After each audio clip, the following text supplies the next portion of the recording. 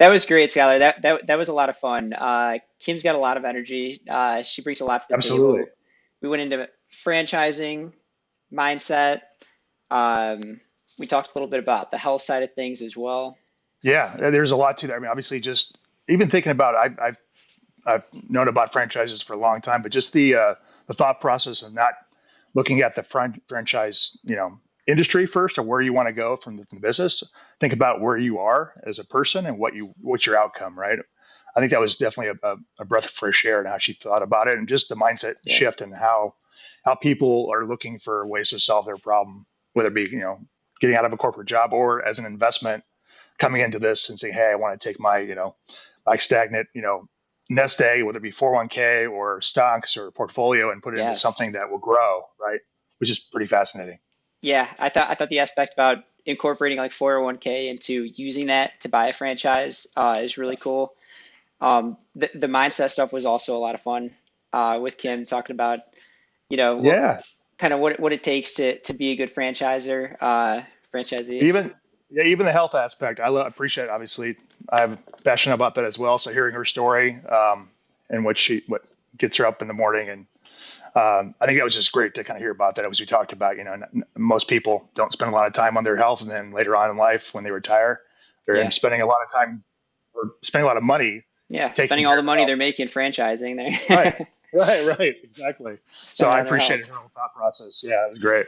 Yeah. And obviously, hearing about our book coming up too. We'll have to hear more about that. Yeah, I would definitely love to have her back on once the book's released, and definitely plan to grab a copy of that. Um, Absolutely. but yeah, I learned a lot from this one. I like you said, I've thought about franchise in the past. I think probably everyone in the world has thought about franchise to some degree, and Yeah. it's obviously it's not totally alternative investment focused, but a lot of people that are listening, a lot of and even just like a lot of like our friends, I think are have thought about this to some degree. Get out of the nine to Yeah. five grind and um, Yeah. lot of good opportunities here.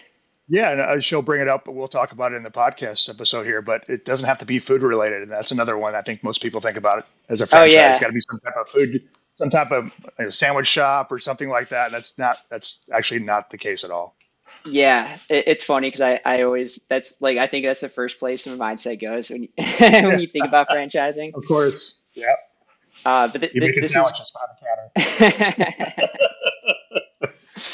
the counter. Jimmy John's. Yeah, Oh yeah, the absolutely.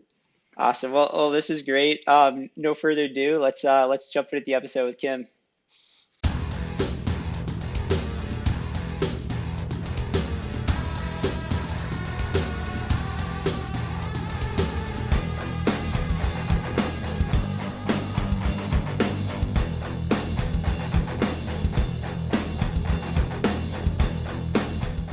Well, Kim, we got a lot to jump into. Very excited to have you here. Appreciate you taking the time to join us. Let's kick it off with your background. So, how'd you get into this to start? And maybe just take us back as far as you want. Well, okay. So the question that often gets thrown around in franchising is how did franchising find you? Because it's not like you wake up and go, oh, yeah, my dream is to own a franchise, right? Mostly Right. people are at some fork in the road. They've been, severed by corporate America, or they're tired of corporate America, or they're an alternative investor looking for faster cash flow than passive investments afford. And my story is kind of different from that, but the same. So I answered a classified ad in the newspaper between college and medical school. That was for a telemarketing job that happened to be for a franchise company, and it literally changed my life. Only it really didn't, because when I was 15 years old, I said to my dad, I want to be a motivational speaker. And my dad was like, I don't know how to help you do that. I did not help you do that. So I was like, okay, I'm going to pursue my dreams of becoming a doctor and help people that way. What made you But want to be a like, motivational speaker? well, my parents were in Amway. And I Okay. used to go to all the big like rah rah rah, and Yeah. I didn't want to be in the audience. So I also grew up in the Miss America pageant. I was in the theater. Like I always wanted to be on stage. Hmm. And so when we would go to these events and these people would be like, teaching these people how to like really build their Amway business, I'm like, I don't want to be here. I want to be up there. That's how that came about. And And I was really big, and Tony Robbins was just kind of coming up. It was in the 80s. And yeah, I just was all about it, like mindset my entire life. And so I answered this classified ad in the newspaper for a telemarketing job for the summer. And I never ended up going to medical school. And of course, my father, when I told him I was going to stay and work in this franchise company, he was like, "No, you'll never go to medical school." I'm like, "No, just let me take a year off." My dad's always right. And so anyway, I found this industry of people helping people. And more importantly, I found in me the desire to really want to own my time. So I worked for that company for 3 years, knowing all along, though, that I had to get out. So I did what a lot of people do when they think about business ownership. I became an entrepreneur. I did that for 5 years, and it was during the dot-com bubble, and I was successful. But in order to really get to that next level with the dot-com, you have to chase the money. And it just wasn't the lifestyle that I wanted. It wasn't what inspired me every day. I want to work with people. I want to help people, and chasing money so I could build a company just wasn't what I wanted to do. And I was living out of a suitcase, and 9/11 happened, and I'm like, I got to get back to New Hampshire. I want to be close to my family. What am I going to do? And I came back to my franchising friends, and they were like, "Oh, there's this thing called franchise consulting." I was like, "Okay, I'll try that." Who knew? 23 years later, it would be the biggest adventure of my life. It would fulfill every desire in my heart, personally, professionally, and financially, and lead me to the point now where I'm coaching other people, and I've become that motivational speaker that I dreamed of being when I was 15.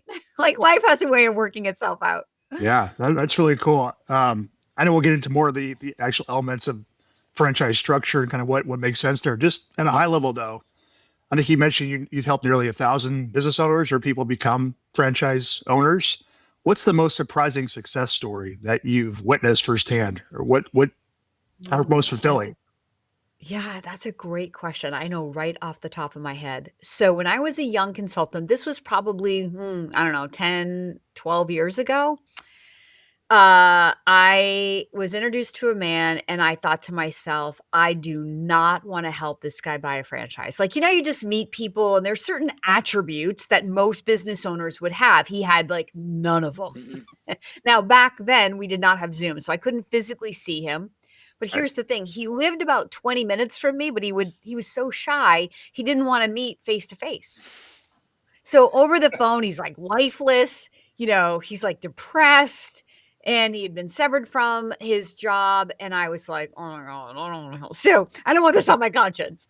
So I called one franchisor, and I was like, I remember this conversation to the day. I'm like, "Hey, JT, I'm going to send you a guy, and I need you to help him figure out he should not become a business owner." Or this is my job to play God with the God's like. I would never do this today because of this story. So it has a happy ending. So I send him over there. Only one franchise. My process mostly matches 3 to 5 companies, but I was literally like, I'm giving this guy one. Mm-hmm. And anyway, they did their little song and dance together, and JT came back, and he was like, "Kim, I can't figure out a reason not to sell this guy a franchise." I'm like, "What are you talking about?" I'm like, okay, my hands are clean of this one. My conscience is clean. So that guy went on to become a top performer in a system of over 900 franchisees with a single territory, which in a service-based company, most of the top performing people have 2 or 3 territories. He was in a single territory in Maine, a small state where there's more unemployed people than there are employed people. I live in New England. I can say that. And he built a business that was doing over $200,000 a month in window treatments. Wow. And anyway, he retired from that business. He sent me an email probably a couple of years ago and said, "I don't know if you remember me." I'm like, "You have no idea how much I remember you." But he's like, "But you placed me in 2 budget blinds." He's like, "This business achieved, so much more for me than I ever expected. It completely changed my life. It completely changed my retirement. I've done everything I've wanted to do with it. And I just wanted to say thank you one more time. I've sold my business. I'm now going into full retirement." And it was like a full circle moment for me now. The franchisor had told me all along, like, how great he was doing because of how it started. Mm-hmm. So I knew all of this all along. But anyway, That's probably the most surprising story I have, because on the flip side, Scholar, I've worked with people who I thought, oh, this is the guy that Yeah, I wake up to find, sure. and then 18 months later, the franchisor calls and says, hey, like, he closed his doors. It just didn't work out. Do you want to help us, sell the territory? I'm like, so business ownership you can't predict. I've learned that 23 years into this. It's not my job to play God. I'm going to challenge your thinking. I'm going to help you think all the way through it. But this is about you. And ultimately, what determines your success is how you show up with your powerful goals and dreams and your tenacity and your grit and your focus. And perhaps that guy who went on and built that amazing business, he just really had nothing to lose. He was Yeah. literally at the bottom of his life, and the only place he could go was up, right? Yeah. And maybe that's why he was just like, I'm willing to do the work. I got nothing to lose. I really can't explain it. Yeah. No, that's really cool. I appreciate you sharing the story. I guess maybe stepping back a little bit too, at a high level, maybe for our audience, tell our audience what really a franchise is and does, and what is the franchise model today. Maybe that's a good starting point too. It's a great place. So I start the conversation at, how unemployable do you want to become? Hmm. Yep. People are like, wait, unemployable? I'm like, yes. Yeah. What I mean by that is I want you to own your cash flow. Do you want to own your cash flow? Because then you never have to worry about a layoff. You never have to worry about a recession. You never have to worry about the things that 99% of the world is worrying about. Hmm. Unemployable by choice. When people grasp that, they're like, yes. How do you do it, Kim Daly? Well, you own a business. But the fastest and easiest way to build and scale wealth in a business is not entrepreneurship. It's franchisepreneurship. Why? Because in the franchise, you're buying down the learning curve of starting that business because you're partnering yourself with people who've already figured out how to make money. So most entrepreneurs die in the startup phase. They run out of money. They make assumptions that prove to not be true, right? So they run out of patience. And so all of those things make entrepreneurship very hard.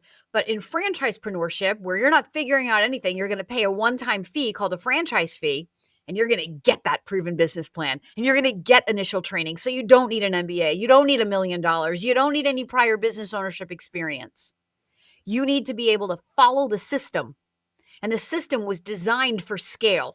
And that's where wealth is always created. If you're a multifamily, a real estate investor, it's not about one rooftop. How do I leverage my time? How do I build a portfolio of homes? In franchising, it will be exactly the same. It won't be about one team. It won't be about one truck. It won't be about one location. How do I scale my time? The franchise is built because of systems and technology for that kind of leverage. So wealth is created faster and easier through the franchising model. So if you're trying to own cash flow so you can become unemployable, it makes way more sense to just find a good franchisor, hitch your saddle next to them, let them train you and teach you, and be there to help shape and guide the future of this opportunity through the economy, through competition, through pandemics, all the things. So you're not out there on the bleeding edge trying to figure it out on your own. You're doing this in this collaborative environment, but you're doing it for yourself. And you get to fully own and control what's yours and build it, maybe to sell, build it as a legacy to leave for your kids. So that's the unemployable part. And then I move people, once we get them to understand unemployable by choice is what we all want. Yeah. Now they've got cash flow and they have cash flow in excess. Now we're going to move to this financially free. How do I really build financial freedom? And that's a mindset before it's an actual thing in your bank account. I've done both through franchising, and that's why I'm so passionate about it. Because if I've done it, I can teach you how to do it. That's awesome. Now we're recording this 2025 tail end, so we're pretty much going into 2026. What are at this point in time, like what are some of the hottest franchises that you see? So, okay, great question, Mike. So when people come to me, I get that question a lot, right? Or they come with an idea of like, hey, I see these Jersey Mikes or whatever, Chick-fil-A, Yeah. because people mostly think franchising is food. Yep. Okay, so I'm going to tell you that as one of America's top franchise consultants, to your statistic before, it's true. Over my 20 years, I've created nearly 1,000 business owners in the U.S. So think of the tens of thousands of other people that have gone through my process who didn't buy a franchise, because more people who come to me don't than do, right? I'm getting better at that, really better, but it's still a lot more people, because it's not right for everybody. The timing isn't right. The finances aren't right, all the things. So, where we start when we start at what's the hottest franchise is the hottest franchise for you is going to be different than the hottest franchise for me. Mm-hmm. So we have to back up and say, what do you want to achieve with the business? Because for some people, it is financially like, I want the money. Mm-hmm. And for other people, it's like, you know what? I want to work with my spouse. I want to meet my kids at the bus stop at 3:00 every day. I want to coach my kids through sports. I want to be present. I don't want to be on the airplane. So everybody's goals are a little bit different. So your goals will determine the best business for you. So there's like 3,500 franchises out there. How are you going to find that on your own? How are you going to pick it? Yeah. That's why you come to someone like me who has 23 years of relationship experience and knowledge. And I don't even work with everybody out there. Because get this, out of the 3,500 franchises, 2,600 of them have less than 100 units. Mm-hmm. What does that mean? 100 units is not a national brand.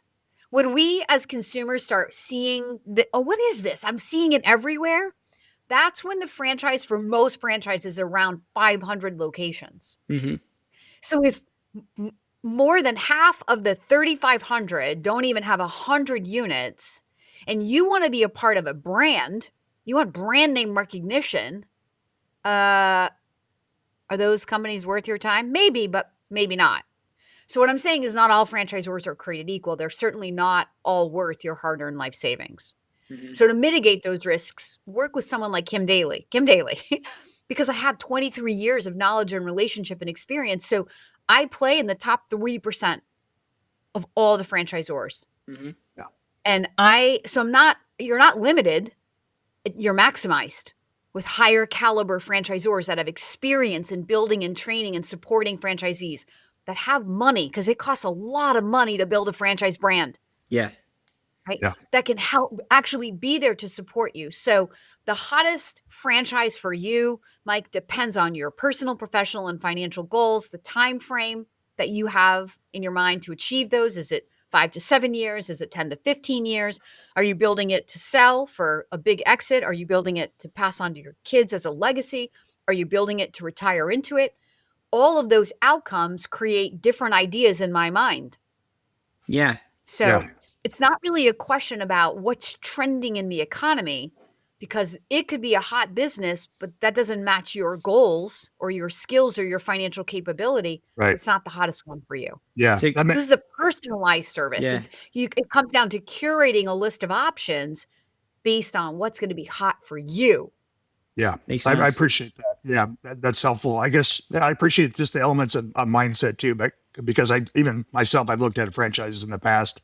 There's always been those misconceptions. And I'm pretty sure your thought process on this, but one is obviously Share, is because everybody listening has them too. Right. We all have the same thing.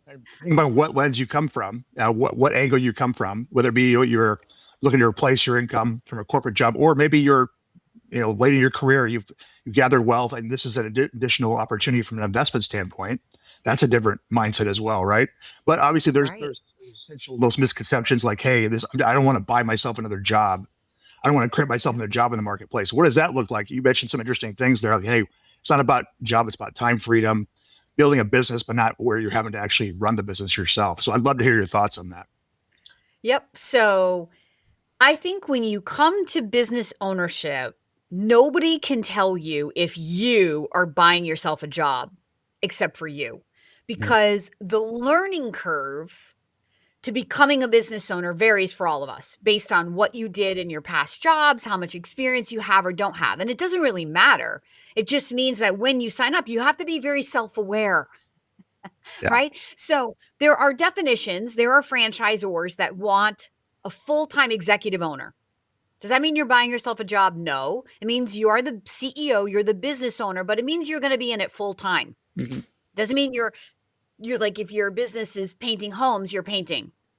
But it means you're in it, finding the customers, working out your sales, objections and selling process, finding your subcontractors who go and do the work. And you're wearing many hats and you're growing that.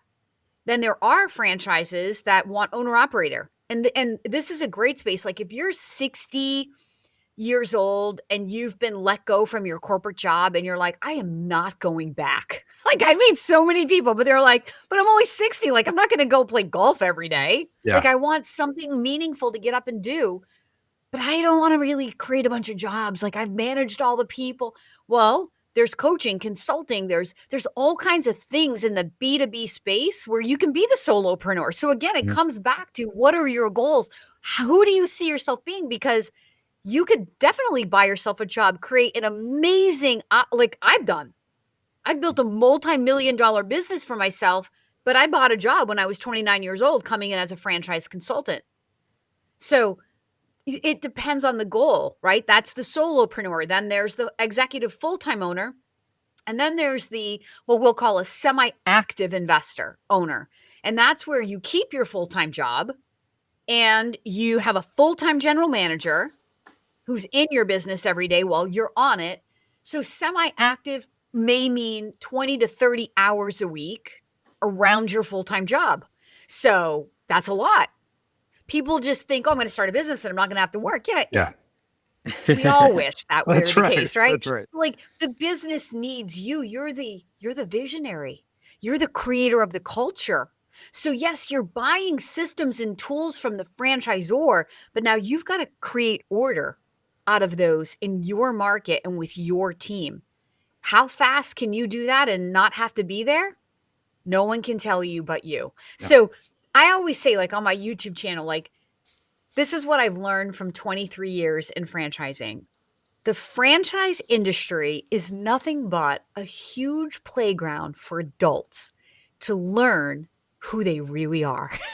And to the extent that you're willing to grow with yourself personally and professionally, then you get financial gain. So everybody's coming in thinking it's so transactional. I'm going to invest in the system, right? Turnkey. I'm going to turn the key and I'm going to create this earnings claim because we make these insane earnings claims, right? Mm-hmm. I think they're stupid. Yeah. But so I think earnings claims create limiting beliefs because people are An like, earnings this is what the average claim franchisee is making. earnings claim is like what they think you're going to make or estimate you'll make. Okay. Correct. like, we're all different. Yeah. And so I just feel like it creates a limiting belief in people's minds. But on the flip side, it helps people get their arms around like, average ticket and closing rate and things that if there wasn't an earnings claim in writing, the franchisor legally wouldn't be able to like say it. Mhm. Because why would you want to believe them if they're not going to put it in writing? So there's good things about earnings claims, but for most people without my mindset coaching, they get trapped in this belief of like, I'm going to invest in the franchise, turn the key, and I'm going to create this outcome. And I see it like I'm in these like forums and Facebook and people are like, yep, I'm not making the kind of money they told me I could make, Yeah. as if they're like a victim. I'm like, Yeah. seriously?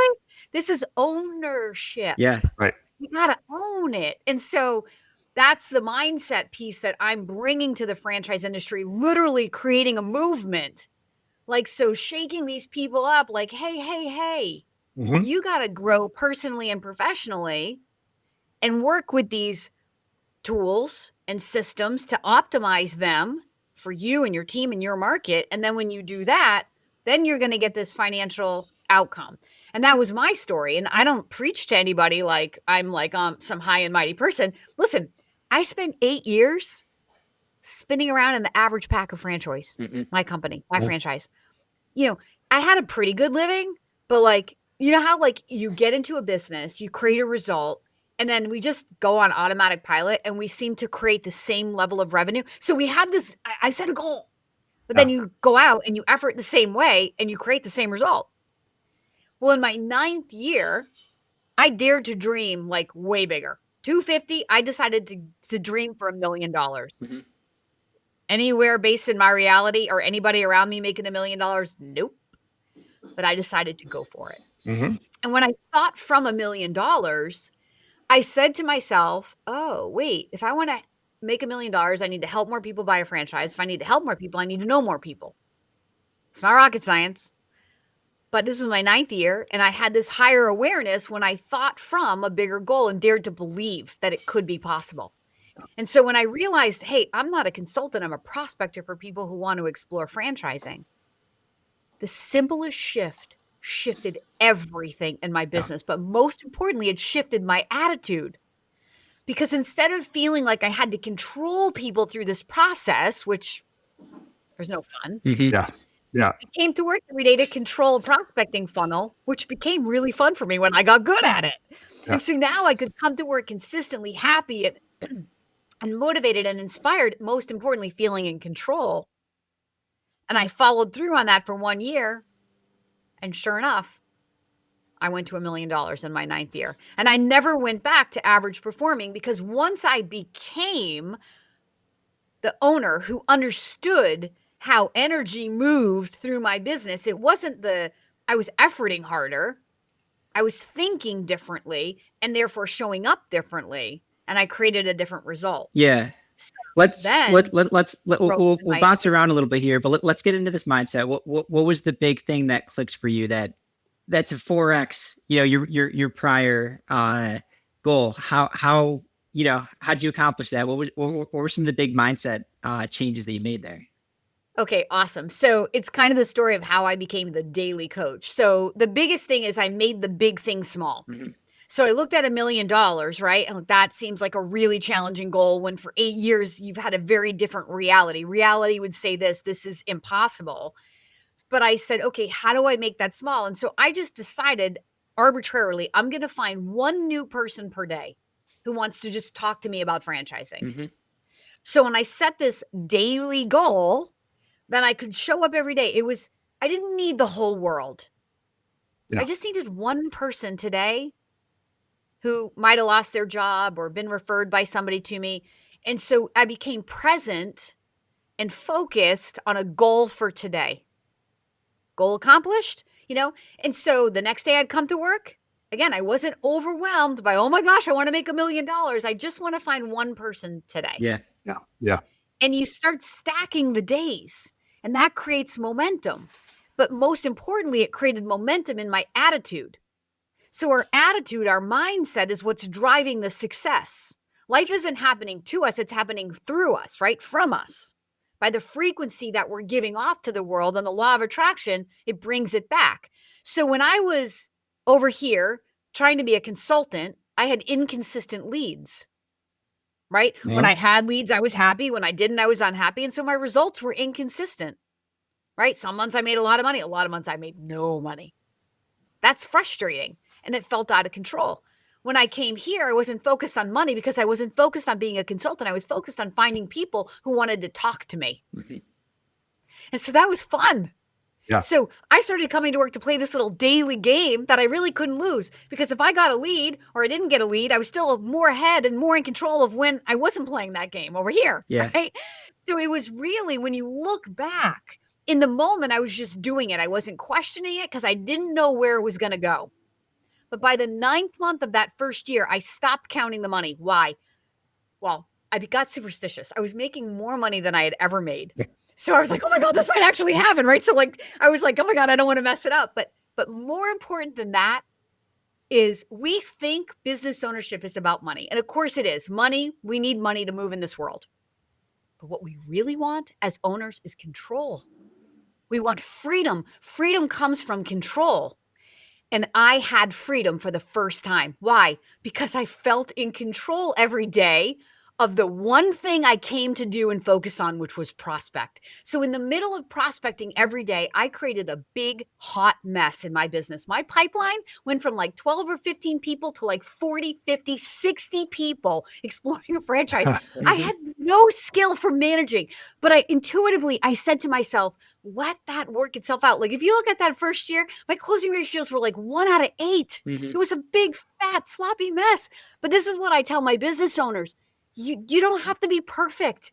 This is the art of your business, which once you have enough people funneling through your business, I made $1 million with a big, fat, sloppy business. Don't worry about cleaning it up in the beginning. Worry about the top of the funnel, because that's what keeps you in business. And it's what corrects for your bad attitude. And I'm living proof. Amen. The attitude is what changed my business. Focusing on the daily win, making the big things small. So if you look at Jim Rohn, all the big books that are out there, like These are all the things these people are saying. I don't have an MBA. I'm a nutritional biochemist by degree. I learned these things by working from an inspired idea of wanting to make more money and daring to believe in myself and follow through, using my will and my tenacity and my discipline to show up for myself every day just to see what would happen. So on December 17th of 2011, this is the year that it happened, in the middle of a recession, when other people that I were in business with doing what I do were going bankrupt because people lost all their money in the 401k, the crash, and the economy was a mess. Mm-hmm. But I was like making history. Why? Because my mindset wasn't on why it wasn't going to work. My mindset was just focused on, I need one person today who's going to get laid off because of this crappy economy. Yeah. Mhm. So it's Yeah. a nuanced brilliant. shift. Yes. And so on December 17th, I called our CFO and I'm like, okay, I'm sitting down. Tell me. What's my total? Now, was I going to be disappointed if I didn't get $1 million? No. I had already had the best year of my life ever professionally. I knew I made more money because I felt it, Yep. right? And I knew up to a certain point how much I had made. He said $1,004.28. Wow. That was a Cross the life-changing line. day for Kim Daly. Yeah. I made history in my industry, but more importantly, I made history for myself and changed the trajectory of my life. So this mindset coaching that I do with franchisees, because I want them to taste the freedom in that, because their lives will never be the same. And you'll never have to wait for the economy, wait for the franchisor, wait for the marketing. I've literally built my own economy through my thinking. Mhm. Yeah. I went through the pandemic and I grew my business. Nothing has ever set me back. Now, are there moments where I hit valleys? Of course. You can't always be on a high. Yeah. There's a rhythm to life. But here's the thing, when you understand the laws, what goes down, it must come up. The only thing that keeps us down is our attention to being down. So when I'm down, I just keep looking up. And I know I'm here, I'm going back up. And so I'm focused on the up. Yeah. So by the law of attraction, what happens? I love You that. back up. I love Right. it. My mindset is everything. So it's I love that you went there. With now coming back to the franchise side of things, I'm curious to dive into that a little bit more. The in terms of opportunities today. So we kind of talked about, got to find the right fit, got to have the lifestyle balance, the financial balance. Let's talk about like what type of just like generally franchises do you like? Or maybe the easier question, what kind of franchises do you not like? I love that question. I'll answer the ones I don't like first. Food. So as one of Yeah. America's top franchise consultants, of course, 80% of the people are like, come to me thinking food. We're going to take food off the No table. Jimmy John's, no Burger Kings. There's a nice, Fastest way to fail. There's just too many moving parts. It's expensive. It's time consuming, a lot of minimum wage employees, slim margins. It has the highest failure rate of SBA loans. So if you want to go down that path, I have plenty of food. But to the question you asked, what do I love? So I love low fixed costs, low investment, low fixed costs with reoccurring revenue. Mhm. Let me say it again. Low investment, meaning like under $500,000 easily, Mhm. like maybe like 1 to 300,000 all in. And that can be like stepping in, like you put in, you grow, and then you put more in to grow. Low fixed costs, meaning you really only take on expenses when you have a customer. So you're not bleeding to keep your doors every day, waiting and hoping for people to come in. Yep. And reoccurring revenue. If you throw reoccurring into that, that's like the trifecta. So what kind of businesses are those? Home services. So when you think about for a home service, let's say you had a California closet business, okay? Mhm. You have a small warehousing space that can receive pallets of cloth, maybe even a storage facility when you begin. As you build a multi-million-dollar business, you may eventually take on a showroom, but you don't start that way. You could think mobile dog grooming. It's another business. Home cleaning, power washing for, gutters and vinyl siding and fences and pool decks. If you're willing to not be in a sexy business, let me tell you, you can make so much money. The riches are in these niches. These are the businesses people don't wake up and look at the Entrepreneur 500 and go, oh yeah, I think I'd love to own a Rolling Suds power washing frame. Like nobody's saying that. But when they come to me and we're talking about their goals and the lifestyle they want to have, a Monday through Friday work week, the kind of people they want to create jobs for. I was a veteran. I'd love to build jobs for veterans. Mhm. I'm handy. I'd love to, I love tools and heavy equipment. I'd love to have some tax advantage. Yeah. They're saying things to me as I ask the questions, and they have no idea I'm walking them right down a little dark alley. And I'm like, yeah, your dream franchise is, a power washing company. We have a franchise that paints parking lots. Like, who knew? So you go out and you build relationships with commercial property owners and HOAs and, any kind of like apartment complex where for safety and for aesthetic, your parking lot's going to be repaved every year. And the big guys that have the big rolling machines with all the liability, they don't like to come back and do the templating. Yeah. And this is actually, if I could jump in here, this is really interesting, because when I think about like, hey, like I could go start a power washing business today. I could go door to door and, ask somebody, hey, I'll, power wash your driveway for a couple $100.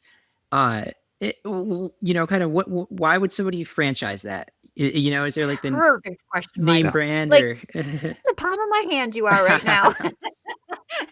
Okay. So here's why. I'm not going to prove it to you.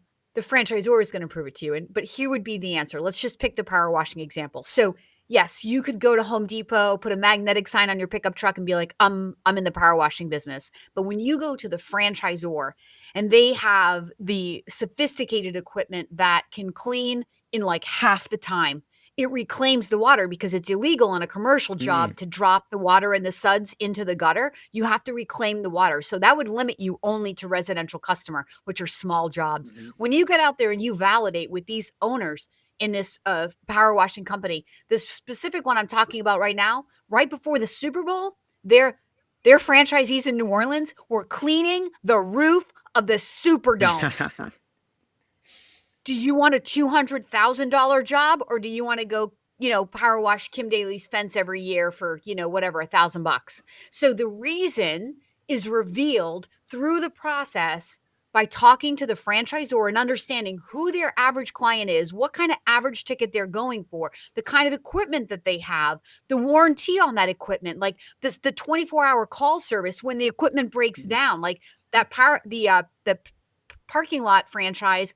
I interviewed one of their franchisees out in Salt Lake, and he had Costco. So imagine in a Costco parking lot, they're doing this in the middle of the night, right? When there's no cars and they can get it done. And one of the machines breaks. And he's able to call through 24/7 support via the franchise, the company who can help him get this machine started, because he doesn't want to tell Costco in the morning, hey, I'm a small business owner and my machine broke and we couldn't finish the job. You look like Joe Schmo, right? But you got to be, you're a national franchise. So those types of questions get revealed through the process. And a lot of times people will be like, yeah, well, that's not even a name brand. And I think, yeah. So before Subway became 44,000 locations, when it was an emerging company with less than 100 stores on its way, was there any value in the name Subway to open a deli? Nope. Yeah. So this comes back to the people that you're going into business with and what is their vision? What have they built before? How much money do they have? How big do they want this business to be? And if you want to be on that trajectory, look, if I decided I was going to go, 20 years ago, open Kim's $10 a month fitness club, while Planet Fitness right here in my hometown was opening this thing, Planet Fitness, what is that? Now I have friends who cashed out for 8 times their EBITDA. Wow. One of my friends walked away with $80 million at 58 years old. He owned 10 clubs, $80 million. Why? Not because Planet Fitness is, he got 8 times his EBITDA of his 10 stores. Why? Because the name brand Planet Fitness commands money.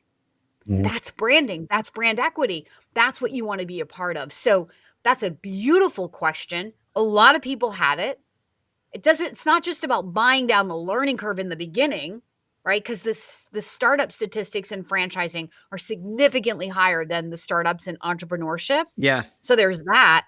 But there's all these other reasons, but you have to be curious and willing to ask the questions. If you're going to assume there's no value, I can't help you.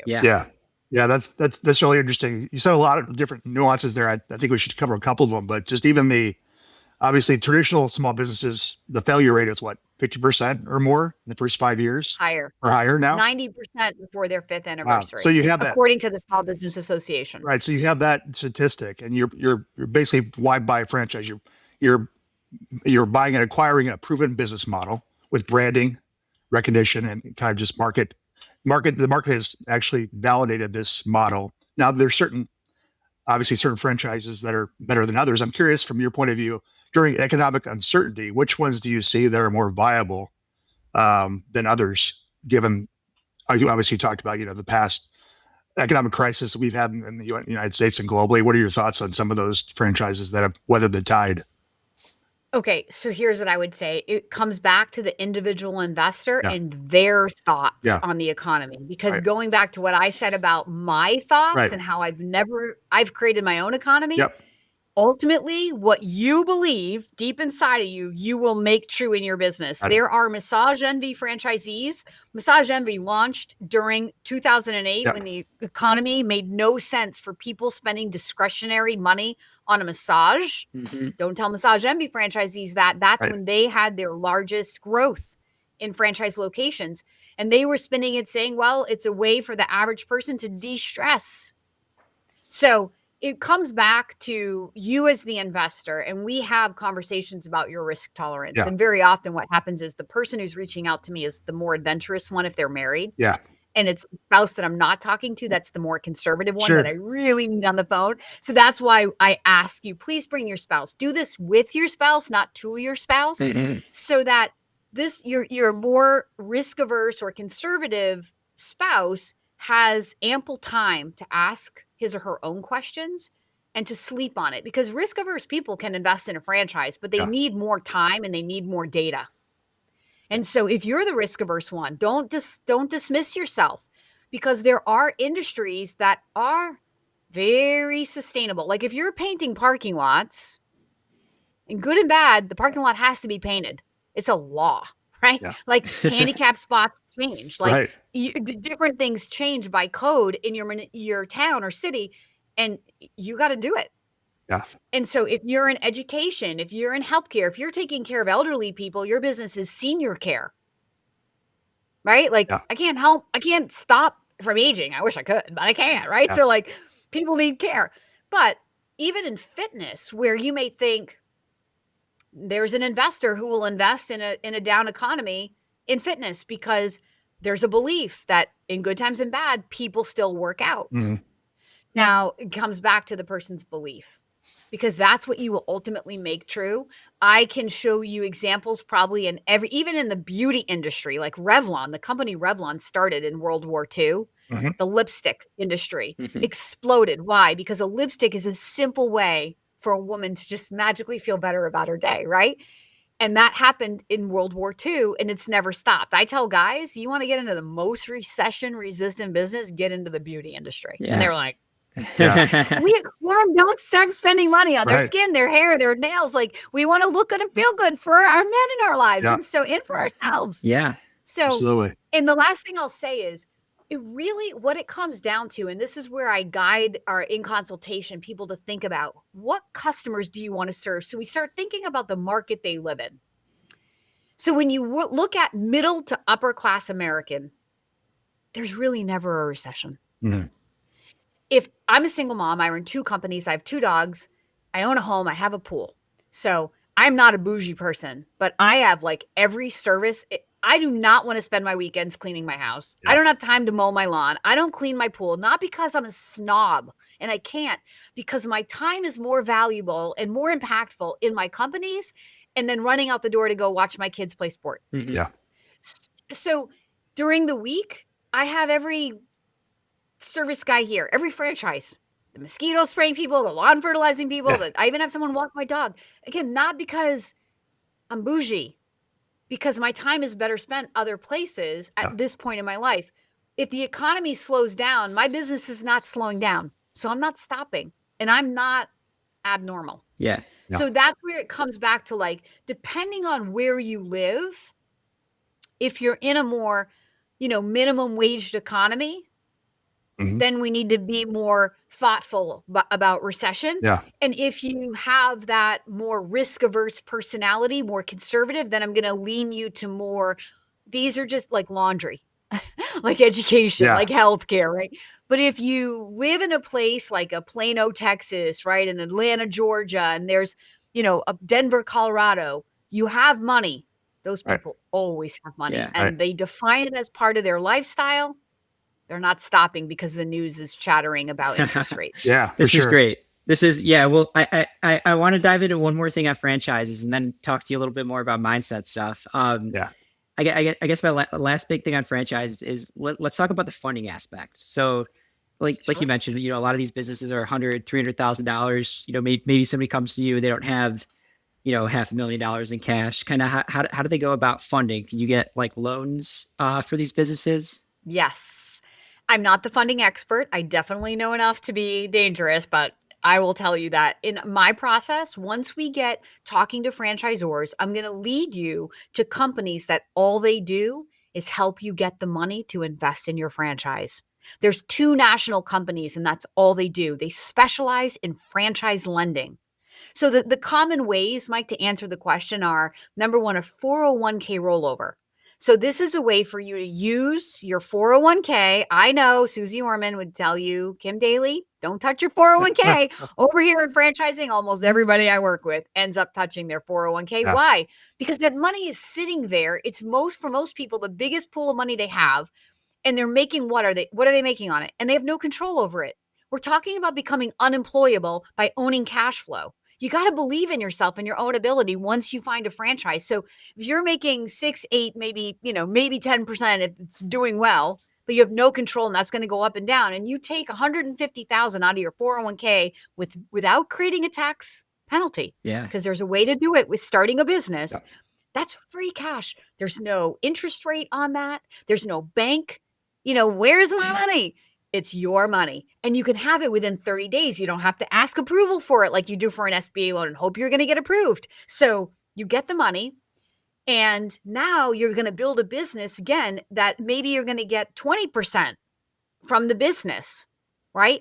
So on $1 million, you're going to net 200 grand. So you have to look at what's the rate of return on that money you're getting that you invested 150 in versus leaving it where it was. Yeah. So initially, emotionally, everybody's like, I'm not touching my 401k. I was told never to do that. And I'm like, okay, I get it. Let's remove the emotion and let's just talk a little logic for a minute. Yeah. Okay. So depending on your goals, and I'm not judging. So 401k becomes usually the seed money. Because even if you go for an SBA loan, the bank requires you to have usually 20 or 30% or so cash injection. So if, let's say, the whole project was 300, where are you going to get the first 100? From your 401k. Yeah. Right? Unless you have it from stocks or savings. And then the bank comes in and gives you that construction loan or working capital loan for 200. But there are franchises that cost less than 100,000. Now there are franchises that cost, 3, 4, 5 million. Mm-hmm. Yeah. So there are qualifiers. We need some liquidity and we need a net worth. Yeah. So the first thing I do when I work with people is have you fill out a very basic net worth statement. Not because I'm judging you, because I just want to know roughly what your numbers are, Right. so I know what you qualify for, so I can educate you about what your money buys. And then when I match opportunity to you that fall within your qualifications, then we'll go to the lender once we start falling in love with ideas very early. I don't want you to get all emotionally sucked in and be like, oh my God, I can't afford that. Sometimes when you learn about lending, you go, yes, I'm more excited about the opportunity. Yeah. And sometimes you're like, no, I don't want that loan, and I want to collateralize my home, and I don't want this or that. And so, but it helps you start to make decisions. Yeah. So we talk about money clearly, early, and often. And we talk about lending very early in the process. And so SBA, home equity loans, 401k rollover, those are kind of the 3 magic ways, but everybody's different. If you have a big portfolio, you can do a portfolio loan. This is pretty cool, Kim. I have a couple questions on my side, just as we talk through this. Number one, say we go through this process, you're coaching me, you become my franchise Sherpa, if you will. We go back and forth. You understand my mindset, my goals, where I want to go. I want to be a semi-active investor in the business. You talked about coaching as something you're really passionate about. I'm curious. You're a nutritional biochemist by training. How does that framework I- background go into your coaching and just thought process of health? And because you brought up a couple different things on fitness and what I'm just curious. What an awesome question. So my biggest passions in life, like people in my personal life know me, like I have a CGM, a continuous glucose monitor on right now. Yeah. Why? Because I'm like, I geek out Yeah. on what my body does with nutrition. Like intermittent fasting is like my biggest thing for the last like 18 months. So I just I love fitness. I love nutrition. That's where I started my life. That's where I thought I was going to work with professional athletes. It's still my number one passion.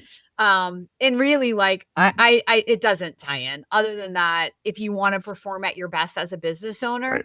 you got to have a clear head and you can't be eating a lot of sugar, right? You got to sleep. You got to take care of your vessel. Charge the battery. If you want to show up for yourself. Yeah. That's really cool. Because I'm assuming everybody that you talk to, a lot of people we talk to, they're high performers, come from corporate world or whatnot, but they have a passion to do something to keep that energy level up. Obviously health is important, right? Totally. Yeah. Yeah. I will go down the rabbit hole with anybody. Like this morning on the treadmill, the lady, she's like, I love talking to you. I learned more in 15 minutes next on the treadmill next to Kim because you were talking. She saw my monitor. She's like, what is that? And I'm like, she's like, do you have diabetes? I'm like, no, look. And I was showing her. And then she was like so fascinated. I'm like, you got to get one and make yourself your own little science experiment. Yeah. Right. You mentioned intermittent fasting. That's something it's, I've experimented with recently too. Yeah. It's, it's great. What are some of the other things that that you like on the health and fitness side? Well, I mean, I was a personal trainer, so I'm a strength training junkie. And like I work a lot with professional athletes who are trying to figure out what to do with their money or create, a business after their career is over.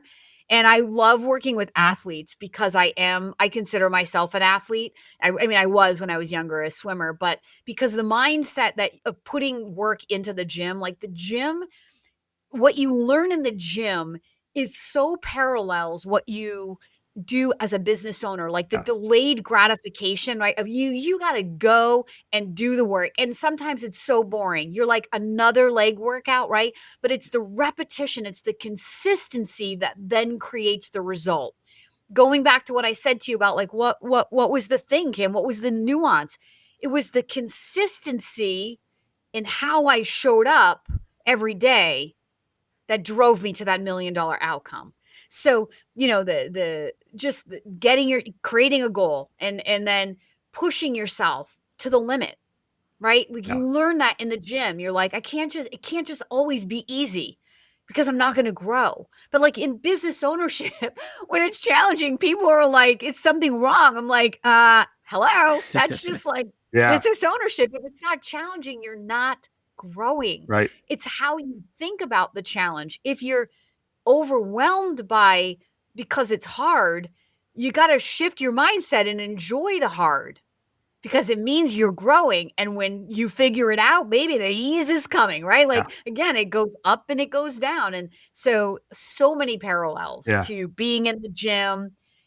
I love fasting because I love doing a hard thing. My kids love it when I say that. Like my one son, Jack, he's just like, I love it when you say that, Mom. I go, Jack, I am rich because I love doing a hard thing. Yeah. And he took that and he says it back to me. Like he's the one who said it. And I'm like, I did say that. And when he said it back to me, it made me want to say it more because it's stuck in him. Because so many people don't want to do the hard thing. Fasting is hard. I just did a 48-hour fast from Friday to Sunday. And I'm so mad at myself a little bit because I was like Sunday night at 7 and I was like, just sleep, go to bed and you'll be at 60 hours because my goal is to get to 72. Yeah. And I've been doing this for like 17, 18 months now. And, but like in the beginning, 12 hours was like, oh my God, like I'm going to die without food right now. Like 48 hours was nothing. I wasn't even struggling. I wasn't even hungry, but eating, it's like a habit. Yeah. And it was more like I was mentally tired of waiting for it to be time to eat. And I just caved at 40 because I said I'm going to do 48, but I got to 48 and it was so easy. Yeah. I should have said, Kim, and I was trying to get there. I was like, just sleep. When you wake up, it'll be 60 hours. Right? And I was like, nah, just eat. So I ate. So now I'm like mad. So I'm like, okay, I'm going to do the 48-hour thing again. And I'm going to end at 7 p.m. And I might even make myself end at 8 p.m. Yeah. So then I'm like, okay, go to bed.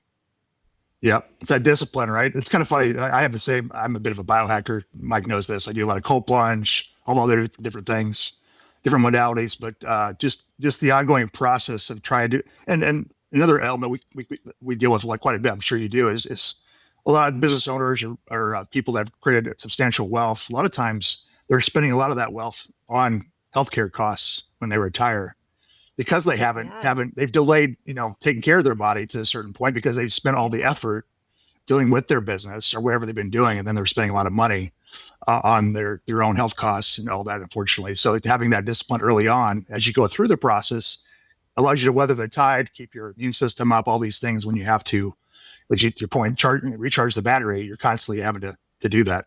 And I have 2 points on that. And therein lies an industry, that health and wellness and prevention industry, that will always be a thriving industry because the people who go to do these things have money. Right. They will always have money, and they're going to spend it once they become aware that this is how I feel good and look good. Yeah. Right. And then number two, the second thing I wanted to say about that was, this is my mindset piece. Like, I love Alex Hormozi. I mean, you cannot, he's made a lot more money than I have in his life, but man, when I watch him, I want to be like, Alex, let's help you find some surrender. Like, he has to grind so hard. Like, I was watching a video this morning and he's like, no pain, no gain. Yeah. Now, when you come into the Zee Suite, what I'm going to teach you in the quantum field, in quantum physics, which is what health is anyway, in the quantum field, struggle is resistance, and resistance slows the result. Mm-hmm. So you're literally working harder than you need to. So when people, my franchisees are being coached by me, I say, look, if you're struggling, I need you to stop. I need you to recognize you need to switch your mindset and think differently and get back to ease. Because in the quantum field, where there's unlimited possibility, everything comes with ease. It's like legitimately the opposite of what the world teaches. Yeah. So it's hard for people to grasp. That's really good. Could you say that again? That is really good. Yes. So in quantum physics, resistance in the field slows. Like, if you're trying to send a beam, right, and you've created resistance in the field, the beam is stopped. So resistance in your mindset, resistance when you're efforting so hard, what are you signaling? You're signaling lack. Mm-hmm. Because if you believed it was already done, you'd be chill. You'd be cool as a cucumber. Yeah. So you've got to think from the end. That's what I did. $1 million and it's done in my mind. How is it done? By prospecting. And then I just showed up to prospect, but I didn't overwhelm myself. Just one. Yeah. I didn't know that was the number. Yeah. And so there was ease and there was flow. And so the surrender is where, when you stop pushing, okay, the best way we'll get this is dating. Okay. Do you ever try to get the girl and you're chasing her and she's like not giving you the time of day. And the minute you go, fine, I'm not interested. Whoosh, she's like, where'd you go? That's quantum physics. Yeah. Why? Because what you resist persists by the law of attraction. And when you detach from the outcome and let it go, now you're opening the door and allowing it to come to you. So how many people, I just finished a 2-day money workshop where I start the money workshop I ask simple questions that are seemingly about money. Mm-hmm. Like, when you go to pay a bill, you have to answer honestly. It's self-awareness. How do you feel? It's all money questions. So then I say, okay, I ask them other questions. I say, okay, now here, you think all these questions are about money. All of those answers you just wrote down tell you your beliefs about money. Yeah. It's like a mic drop. Yeah. And then people are like, and I'm like, money is just energy. If you're trying to create prosperity and wealth in your life, you can't not want to pay a bill. Yeah. If you want people to pay your bill, you got to pay their bill. Yeah. And money has to be in circulation. You can't hold your money up under your mattress or in that 401k and build wealth. Right. Yeah. It's a fundamental law of the universe. If circulation is important in my body, and it is, or else I'm going to have a heart attack or a stroke. Yeah. Circulation is important in your bank account. So what that means, business owners, is when the money is circulating out faster than it's coming in, you have to be okay with that, because the mindset of fear keeps the money that wants to come back to you from coming back. Money is just energy, and it has to circulate. So it's such a fun workshop. I love this workshop for people that are candidates who aren't yet business owners, because I can help them start to see how the story they tell about money has kept them locked in prison to money. And if you can learn that before you own a business, there's so many business owners out there who just have limiting beliefs about money. They're doing all of the things the franchisor told them to do. And they're like, why can't I be successful? A plus B is not equaling C. Even Albert Einstein said, logic will take you from A to B, but your imagination, which is thinking from supernatural, thinking from possibility, will take you anywhere. What did he mean by that? Because it's the quantum field. Yeah. So this is what I teach. I just get so passionate about it. That's great. It's so unbelievable. I got one quick question on the mindset side, Kim. Just as you talked about when you hit that $1 million goal, right? Some people, when they hit their main goal in life, they sometimes get depressed because now they think they've achieved that level. Where do they go from there? How did you reframe that? How did you change the goalposts at that moment in time? Oh, that's awesome. Yeah. So spirit is for fuller expression. I think what happens when you actually get what you've been desiring, but you've been living from it already done, when you get there, it's anticlimactic. Right? Because you've already been there in your mind so many times. You think, that's what I was saying. We think it's about the money. Right. It was about the journey of becoming her who could build that. So for me, I did that for a couple of years because that was a lot of money and it was a lot of fun. It was more money than anybody in my life had ever made, including myself. And then I had to up the ante. So then I said, could I do it in 6 months? I didn't work harder. I shifted my thinking and I did it in 6 months. So I turned what once was an impossible year to 6-month revenue twice in a year. And then I taught some other consultants to do it too, which was kind of fun. And then I thought, well, could I do it in 3 months? Now, franchise consulting has, it's very intense on my time. So some vehicles, as you'll learn, they're just not the vehicle for unlimited scale. Consulting is very one-to-one nature to be good at it. So I did it. I got 800 to 800,000 in a quarter. So that for me, that was enough to be like, I did it, but it's not sustainable based on time intensity of consulting. That's when I woke up and said, okay, if I want to keep growing, I need a bigger vehicle. I need a business funnel that allows more unlimited capacity. And that's when I started to play with the idea of, could I build a platform where I could coach, because it's one to many. And that's how my evolution, it really, to answer the question, it has to come from your own will and desire to keep growing. And there's no judgment, because some people get to a level and they're like, this is good enough. But again, in the quantum field, it's not, nothing ever stays the same, right? You're either moving forward or you're moving back. And in the Bible, it says where there is no vision, the people perish, right? Once people retire, why do they get sick? Because they're no longer contributing. They're no longer growing. They're literally dying inside. And that dis-ease creates disease. So it's all physics. It's in the Zee Suite. What I teach is Einstein meets Jesus. Turns out they said the same thing. One uses spiritual, parables, and the other one uses mathematical equations. So the guys typically love the mathematical equations, right? When I read from The Science of Getting Rich, and it says that there's a science to getting rich, and it's as precise as algebra, the men are leaning in. And the women, more intuitive, more like divine feminine energy. This is a softer, like Delette, the Alex Hermosi. Like, can you imagine being like, hey, Alex? Right. It's going to be like, what are you talking about? But you have to surrender that.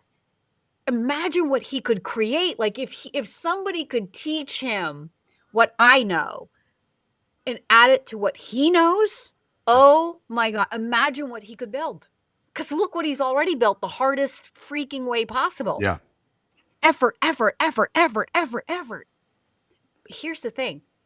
the world, the universe is not even responding to his effort. That's not where results come from.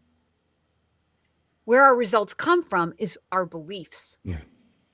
So through that effort, he creates a belief. He finds a vibe that helps him hold a frequency. That's what I did the first year. I found a prospecting vibe, and that's what allowed me to hold that frequency that I was $1 million consultant. Mm-hmm. But then once I had the frequency, I didn't have to prospect anymore. The people just kept coming, and they've kept coming for 13 years. And that's why I just had to change the frequency to tune it up to like, could I do it in 6 months? It's the same process, just a belief. Yeah. So the faster you can believe without wavering. Now the universal field does not need perfection. It just needs consistency. But when you hold that desire for what you want with faith, ask plus believe, ask with clarity and then belief. The work of life is belief, letting go of everybody who told us we couldn't and the world saying you have to face reality and all the things. Yeah. That's what I tell people. When you come to the Zee Suite, we are removing filters, baby. We are getting you back to what you were born with, which was unlimited possibility. When you were a kid and you used to live in your daydream and all things were possible, that's where we got to get you back to as an adult, because all things are possible. When you ask with clarity, that's heaven's first law, and then you believe. And the belief is the work. And you wake up every day and you literally have to check your beliefs. I mean, I've been doing this for 13 years. I'm the coach of it. I paid a 6-figure coach to help me check my beliefs. Yeah. Because there's how much I know that this works. Mm-hmm. I want to be at her level. And so I paid her to level up to her. And it confirmed that I was ready to be the coach, but also to have my own beliefs validated, like checked. Because everybody, we get in our own blind spots.